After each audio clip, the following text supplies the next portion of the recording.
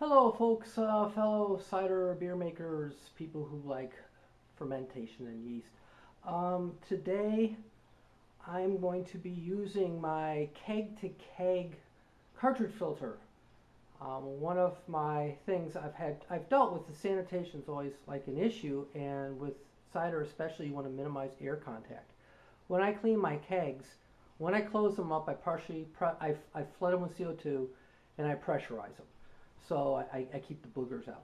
And I leave them like that, and everything has a tag on it, um, like these things. And I write tags on them for the date I clean them, the date clean the seals and stuff. And then when they get product in them, a new tag goes on it talking about the product and its nature, its vintage, whatever I think is necessary. So I've never done this sort of thing before. You're going to get to watch me do this keg to keg cross thing. I'm going to quickly go over the components with it, start it up. If I fail miserably, you get to watch, you get to laugh, and you get to avoid the same mistake. And that's the whole point of me doing these videos. So here we go. First of all, there's the source keg. This source keg has 2011 Happy Dog Farm, no oak. It was coarse filtered and kegged on the 5th of December. So it's been in the keg for over a month, like that. I have a nice size CO2 bottle, which you can see I haven't turned on yet. The outflow of that tank is going to be partially under pressure. Well, actually, it's going to go up to the filter, which has a 1 micron sterile filter inside of it. That's supposed to take out the boogers. I probably should hand tighten that before we get going, a little more. The outflow of it, this is where things are unique. What goes in to the filter comes from the out of the first keg. That's kind of what you'd expect. The outflow of it actually goes into the CO2. No, it goes into the output of the other tank. So it's filling from the bottom up. And this is a pressure relief cap, and it's adjustable. So I'm using it right now. Quite frankly, I may have 5 pounds of back pressure. I don't need a lot. I just need to relieve the pressure in the tank. What I'm going to be monitoring is how much pressure it takes to get it through the filter, which is going to show up on the low pressure gauge on my tank there. So I'm going to set this down for a minute. Look at that. Really, that's our countertop. You're looking at there. I hand tightened it. I'm pressing the red button a little bit because they tell you to do that, and there we go. Yeah, I probably need to buy more gas.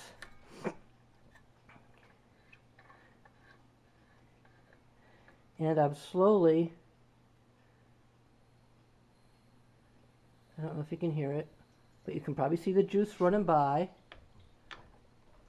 It's flooding, and any gas that's in there, I can actually hear it flooding into the next tank.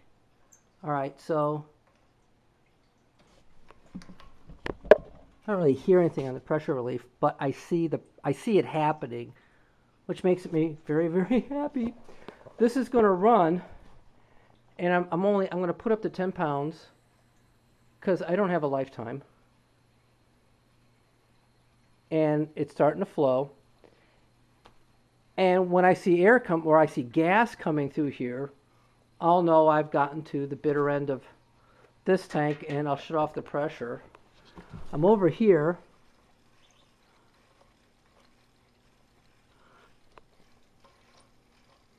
I don't really know if this thing's working or not, to be honest, but I'm so glad I have it,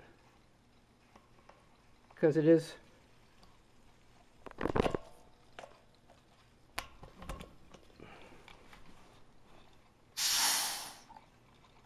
something's happening. But anyway, gurgle, gurgle. The beautiful thing, what makes me so very happy, though, is that the cider is not touching air. It's running effectively through an oxygen-free environment. Sorry.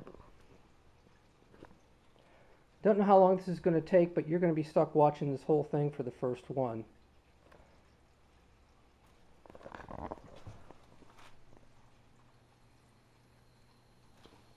just turned it up to 10 pounds.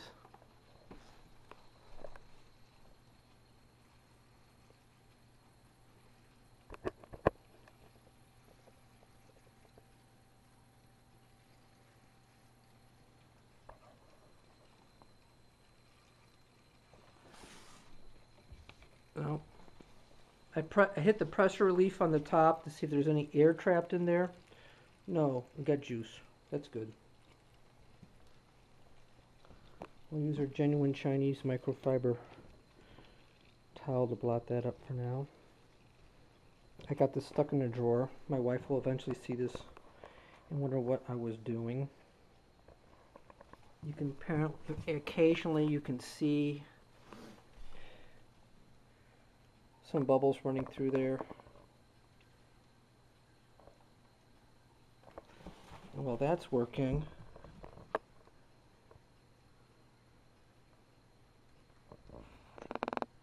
Yeah, I can hear the pressure relief. This is a good thing.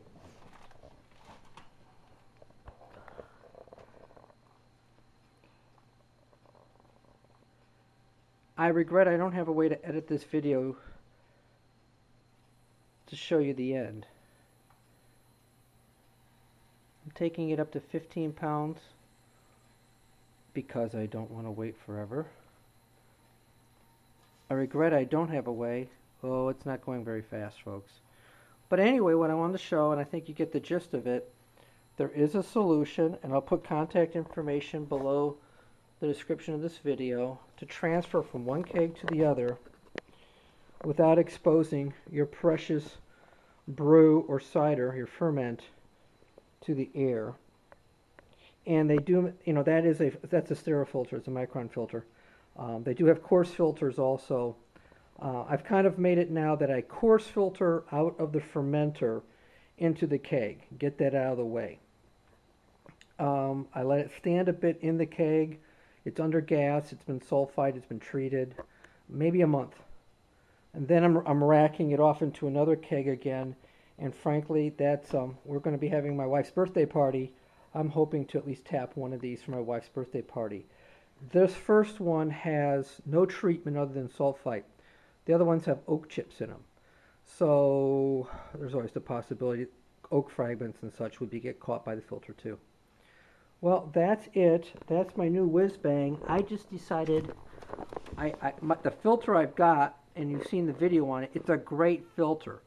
But for racking under pressure, not so good. I'm going to leave it strictly for coarse filtering because when it's clogged, man, you're changing pads and such, I'm not so happy. All right, y'all take care, and if there's a disaster, I'll do another video of that part. Later, bye.